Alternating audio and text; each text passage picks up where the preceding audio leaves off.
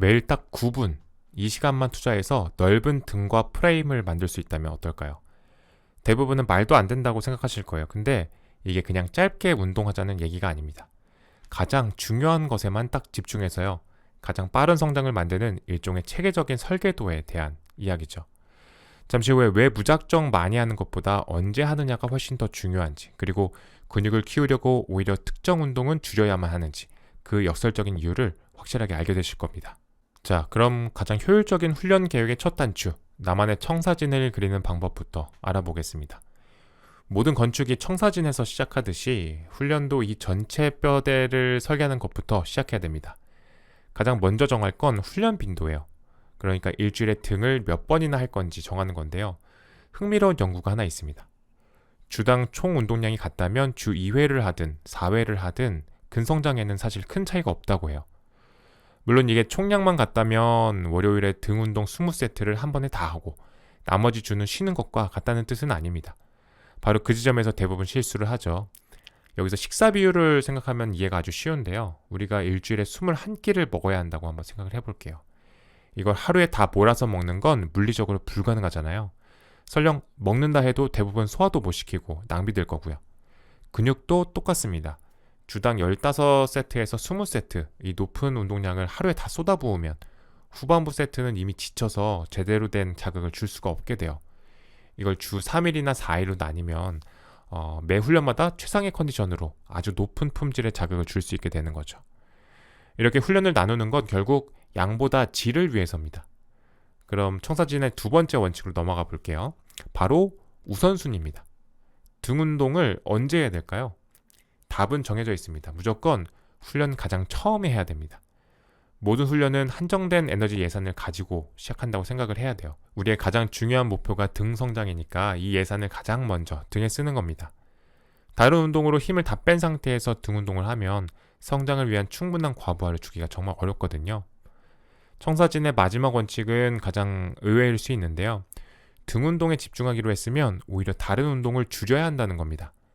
보통은 뭐든 더 많이 해야 근육이 큰다고 생각하시잖아요. 바로 그 통념을 깨야 됩니다. 등 운동에 집중하기로 했다면 협력해서 사용되는 근육들, 예를 들면 이두근이나 등 상부를 타깃하는 로우 같은 운동들의 총량을 평소보다 한 30% 정도는 줄여야 됩니다. 우리 몸의 회복 능력은 제로섬 게임 같거든요. 자원이 한정되어 있죠. 등의 신규 건설을 하려고 $70의 예산을 쓰기로 결정했다면 이두나 다른 부위에 쓰던 $100 예산을 $70로 줄여야 전체 예산이 초과되지 않는 겁니다. 안 그러면 파산, 즉 과훈련 상태에 빠져서 성장이 멈춰버립니다.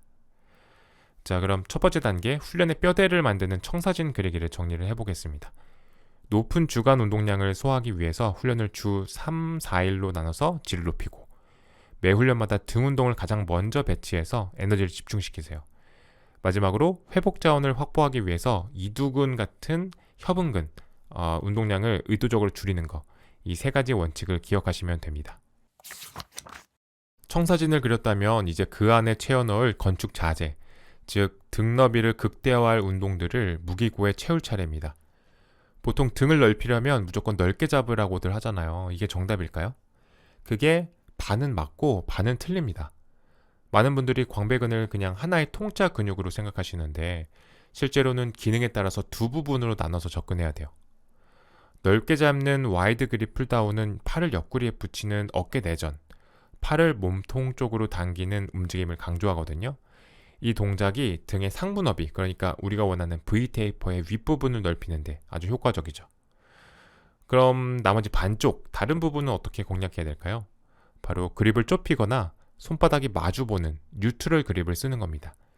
이 그립으로 당기면 팔꿈치를 몸 뒤로 깊게 당기는 어깨 신전, 팔을 앞에서 뒤로 당기는 움직임이 강조돼요.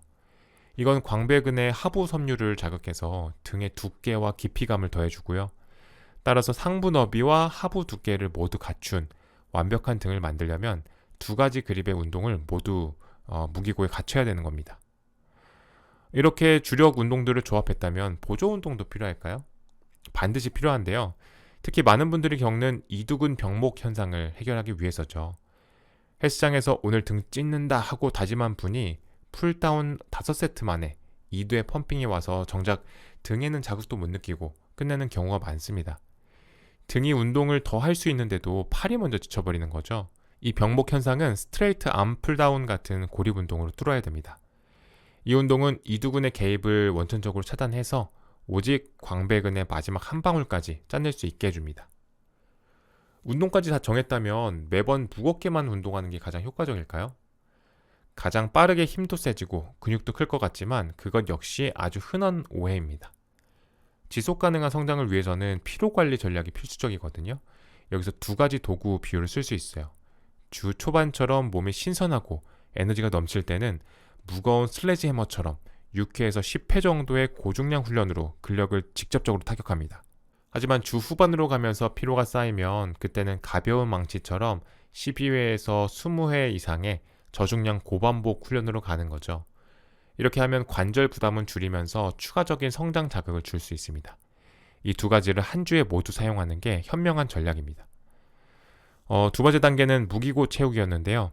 등 상부 너비를 위한 와이드 그립 운동, 그리고 하부 두께를 위한 뉴트럴 그립 운동을 전략적으로 조합했고요. 이두근 병목 현상을 해결하기 위해서 스트레이트 암풀다운 같은 고립 운동을 추가했습니다. 또 관절을 보호하고 지속적인 성장을 위해서 한 주에 고중량 1과 저중량 2를 함께 구성하는 피로관리 전략까지 알아봤습니다. 계획과 운동을 정했다면 이제 실제로 근육을 성장시키는 엔진, 바로 점진적 과부하를 어떻게 체계적으로 적용할지 알아봐야 되겠죠. 여기서 대부분이 하는 가장 흔하고 치명적인 실수가 있습니다. 바로 처음부터 너무 많은 세트 수로 시작하는 겁니다. 의욕이 너무 앞서는 거죠. 하지만 이건 활주로 원칙에 어긋나는 행동이에요. 자동차가 처음부터 5단 기어로 출발하면 더 이상 가속할 수 없는 것과 똑같습니다. 근성장을 유발하는 최소 유효 볼륨, 그러니까 가장 적은 세트 수로 시작해야만 돼요. 세션당 두세 세트에서 6세트 정도요. 그래야 앞으로 몇 달간 점진적으로 운동량을 늘려갈 수 있는 아주 긴 활주로가 확보됩니다. 그럼 그 세트 수는 정확히 언제 늘려야 될까요? 정해진 계획을 그냥 무작정 따르는 게 아니라 내 몸의 신호에 귀를 기울이는 자기조절 방식이 필요합니다. 여기서 신호등 비율을 적용해 볼 수 있어요. 다음 등 운동 날에 근육통이 거의 없고 컨디션이 아주 좋다면 그건 몸이 보내는 초록불 신호입니다. 지난번보다 한 세트를 추가할 권리를 얻은 거죠. 반대로 여전히 몸이 뻐근하고 피로하다면 그건 빨간불이에요. 그럴 땐 무리하지 말고 세트 추가 없이 이전과 똑같이 수행하는 겁니다. 몸의 회복 상태를 보고 세트 수를 결정했다면 그 세트 안에서는 중량을 늘려야 될까요? 아니면 반복 횟수를 늘려야 될까요? 정답은 둘 다 늘리는 이중 점진, 더블 프로그레션 방법을 사용하는 겁니다. 이게 훨씬 체계적이고 강력하죠. 예를 들어서 목표 반복수 범위가 6회에서 10회라고 해볼게요. 먼저 80kg으로 6회를 성공했다면 다음 목표는 같은 무게로 7회, 8회, 9회, 그리고 마침내 10회를 성공하는 겁니다. 10회를 성공하는 그 순간 우리는 다음 훈련에서 가장 작은 단위의 중량, 가령 82.5kg으로 올리고 다시 낮은 반복수, 한 7회 정도부터 시작하는 거죠. 그리고 다시 10회를 향해 가는 과정을 반복하는 겁니다. 이게 바로 세트 수 증가라는 장기적인 레버와 중량, 반복수 증가라는 단기적 레버를 동시에 조절하는 가장 효과적인 방법입니다. 그런데 이 모든 걸 어떻게 다 기억하고 관리할까요? 지난주에 몇 킬로그램으로 몇 회를 했는지, 컨디션은 어땠는지 일일이 기억하기가 쉽지 않잖아요. 그래서 훈련 일지가 이 프로그램의 두뇌 역할을 하는 겁니다. 점진적 과부하는 느낌이나 기분이 아니에요. 이건 데이터에 기반해야 됩니다. 지난주의 기록을 봐야만 이번 주 훈련에서 세트를 추가할지, 중량을 올릴지 객관적인 결정을 내릴 수 있거든요. 스마트폰 메모장이든 작은 수첩이든 반드시 기록해야 됩니다. 세 번째 단계는 성장 엔진 가동하기였습니다. 처음부터 너무 많은 양으로 시작하지 않는 활주로 원칙을 적용하고 몸의 회복 상태에 따라서 세트 수를 조절하는 신호등 규칙, 그리고 목표 반복수를 채우면 중량을 올리는 이중 점진 방법을 통해서 성장을 시스템화하는 법을 다뤘습니다. 이 모든 것을 가능하게 하는 두뇌는 바로 훈련 일지였고요. 이제 장기적인 성장을 넘어서 12주에서 18주에 걸친 대장정을 성공적으로 이끌기 위한 장기적인 전략을 살펴보겠습니다. 그런데 왜 12주에서 18주라는 그렇게 긴 기간이 필요한 걸까요? 한 달 정도만 집중하면 눈에 띄는 변화가 생길 것 같지만 단기적인 펌핑감이나 약간의 근육통은 가능해도 시각적인 변화를 만들기는 어렵습니다. 여기서 캠페인 비유를 들 수 있어요. 하나의 전투, 그러니까 4주에서 6주간의 훈련 블록만으로는 전쟁에서 이기기 어렵습니다. 눈에 보이는 변화를 만들 만큼 충분한 자극을 누적하려면 최소 두세 번의 전투, 즉 두세 개의 훈련 블록을 연달아 이어붙인 12주에서 18주라는 기간이 필요합니다. 그럼 4주에서 6주짜리 훈련 블록 하나가 끝날 때마다 운동을 전부 바꿔줘야 될까요? 지루해지거나 정체기가 올 수도 있잖아요. 그 판단의 기준은 바로 자극 피로 비율이라는 개념입니다. 매 블록이 끝날 때 스스로에게 질문을 던져봐야 돼요. 내가 이 운동에서 얻는 성장 자극이 이것을 위해서 짜내야 되는 노력, 관절 통증이나 누적된 피로만큼의 가치가 있는가? 만약 대답이 아니오라면, 예를 들어서 랩풀 다운을 할 때마다 어깨가 계속 불편하다면 비슷한 움직임을 가진 다른 운동을 바꾸는 거죠. 어시스트 풀업 같은 걸로요. 그렇게 정체기를 막는 현명한 변화를 주는 겁니다. 자, 18주간의 집중 훈련 대장정이 끝났습니다. 그럼 이제 바로 다음 목표, 예를 들어서 가슴 키우기 프로그램에 들어가면 될까요? 절대 안 됩니다. 바로 이 지점이 중급자와 상급자를 가르는 가장 중요한 차이점이에요. 대부분이 생략하는 재감작 단계가 반드시 필요합니다. 우리 몸은 고강도 자극에 점차 둔감해지거든요. 매일 커피를 마시면 내성이 생겨서 점점 더 많은 양을 마셔야 되는 것과 똑같습니다. 하지만 운동량을 대폭 줄이라니, 그렇게 힘들게 키운 근육이 다 빠져버릴까봐 걱정하는 분들이 대부분일 것 같아요. 바로 그 두려움 때문에 많은 사람들이 이 중요한 단계를 건너뛰고 정체기에 빠지는 겁니다. 재감작 단계의 목적은 근손실이 아니에요. 다음 4주에서 8주간 등 운동량을 근육을 유지만 할 수 있는 아주 낮은 수준으로 주당 4세트에서 6세트 정도로 의도적으로 대폭 줄이는 겁니다.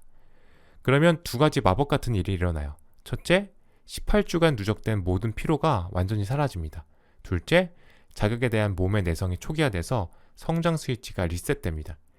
이 기간은 새로 얻은 근육을 시멘트처럼 단단히 굳히고 우리 몸을 다시 성장의 굶주린 상태로 만드는 필수적인 과정입니다.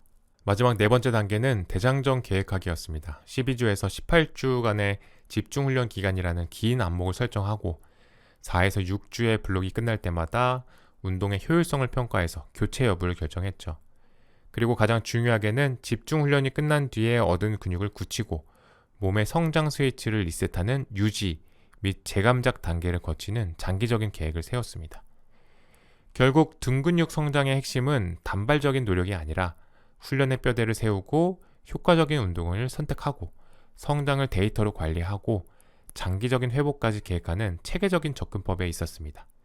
매일 헬스장에서의 노력이 단순한 노동이 아니라 명확한 목표를 향한 건축이 되려면 무엇이 달라져야 할지 한번 생각해 보시는 건 어떨까요?